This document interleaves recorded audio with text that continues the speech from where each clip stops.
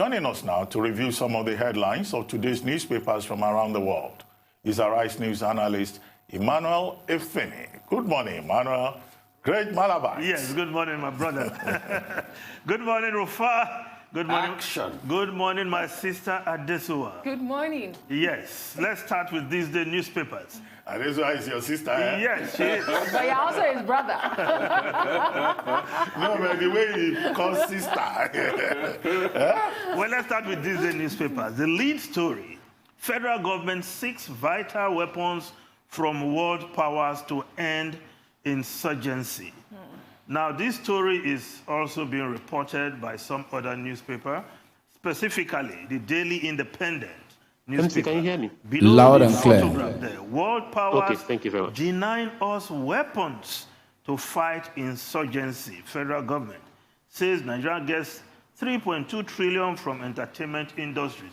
But let's come back to this day and look at this story properly. Well, the Minister of Information and Culture, in that interview with the It has Intelligence the of reception Nigeria area yesterday, the e-library, said, 2 meeting rooms the and international offices. community could help Nigeria in fighting terrorism better than they were doing now. Ruben, you did justice to this earlier in the program as somebody who has been in government when we had also this kind of problem. Some would say familiar argument or familiar excuse for the insurgency not being defeated. But the conversation seemed to have moved beyond the level of excuse, because the president, a few days ago, assured Nigerians that we are expecting sophisticated weapons from America, China, and Jordan. So who are the world powers that are not cooperating at this point? If there were diplomatic bottlenecks in the past, 5 years is enough to navigate that diplomatic bottlenecks and get the weapons from wherever we can get weapons to conclude or prosecute this war.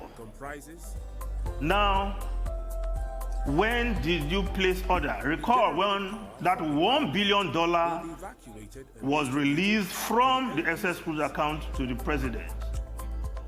We placed orders for Tucano aircraft. Tucano aircrafts are not bought from the supermarket like Bonvita and Indomie. You place order for them, they will produce it for you. So when did you place order? So I don't think this is an excuse that should be in the fore. I will stick with what the president is saying, that we are expecting sophisticated weapons from world powers. China is one, USA is one. Which is the world power at this point that is not cooperating with us? Is it Russia? Russia supported Ruben, you have dealt with this extensively initially. The point I made earlier is about the geopolitics. And whatever geopolitics that is there is not something that can be resolved on the pages of newspapers. It is to get international, solidarity support, is to collaborate with the international community. General Anderson, whom I quoted earlier, who is the head of the U.S. Operational Command within the West African region, had said the U.S. is willing to share intelligence with Nigeria. But beyond intelligence, you need weapons, okay? Now, you said you will go with the president. The president mentioned Jordan. Now, there may be questions, geopolitical questions. If Jordan is supporting Nigeria, would Israel be willing to provide support? You talked about China and the United States making commitment. If Nigeria leans more towards China in terms of getting equipment, do you think that the United States will be enthusiastic to provide the necessary support? So it's a very balancing game in international politics. But of course, these are not things that any government official would come forward and spell out on the pages of newspapers in order not to compromise. But I think that the key message about it is getting, multilateral support, bilateral support in this scourge that affects not just Nigeria, but the entire world, and with the entire West African region at risk. And this West African region, I guess, is of a more strategic value at other levels to the rest of the world. But again, I think we also need to make more efforts internally. I said the Americans are saying Nigeria must take the lead before the rest of the world can, come to our rescue. We have a military infrastructure development unit called DICOM. I think that's the name? Yes, yeah. Defense Industries Corporation. Corporation, which is supposed to get involved in the production of arms and ammunition and all of that. Now, how well are we funding that particular unit? What is the contribution of that unit to at least keep us going? And then there are persons who have been saying, do we also need to think out of the box? This is an asymmetrical war. Should the Nigerian government engage mercenaries? But I can't go further on that. Let's leave it there as a question. I mean, very, very important point you made mention of about we looking internally to be able to get these weapons. Speaking of DICOM, I think DICOM was in charge of some drones produced locally and indigenously that they paraded recently, and they said has been deployed to the fight against Boko Haram. But even apart from that, I think what we should really focus on in this country should be our zest for research and development across board. And I'm not only saying in terms of military hardware and software, I'm saying across board in every area of our national life. I mean, you keep talking about the fact that we're not even on the vaccine race for COVID at all. These are one of the reasons. We don't spend enough on research and development. Countries that are thriving all over the world have big budgets for research and development. The South African armament industry that is thriving, the helicopters and the other hard metals they made out of South Africa, are because individuals, and they got backing by the government, invested in those industries. That's why we can even look to countries like South Africa for all of this. So it's a time for us to look inwards long term and see.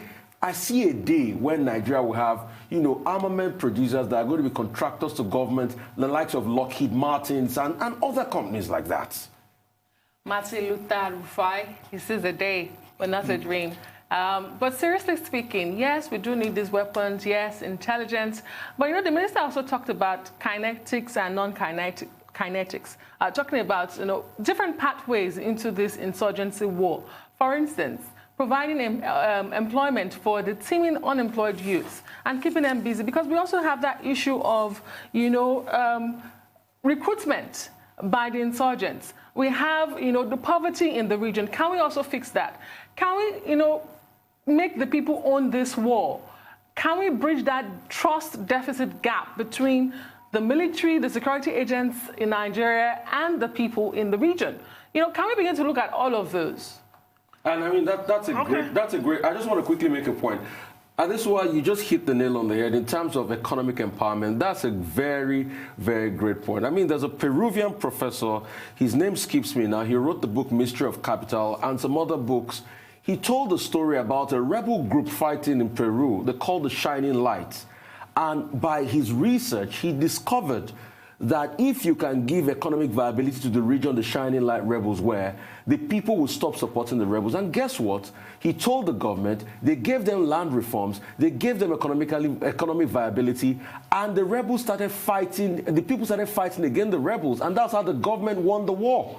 Okay, but you still have to restore peace and normalcy that poverty to provide is not a necessary justification for insecurity. That's the counter-argument. Okay, let's just move on to other issues. The economy, the Nation newspaper, government, Nigeria's economy risk return to recession, debt sustainability, crisis. Unfortunately, very sadly enough, we'll say thank you for today's edition of Newspaper Review, Mr. Efeni. Thank you so much.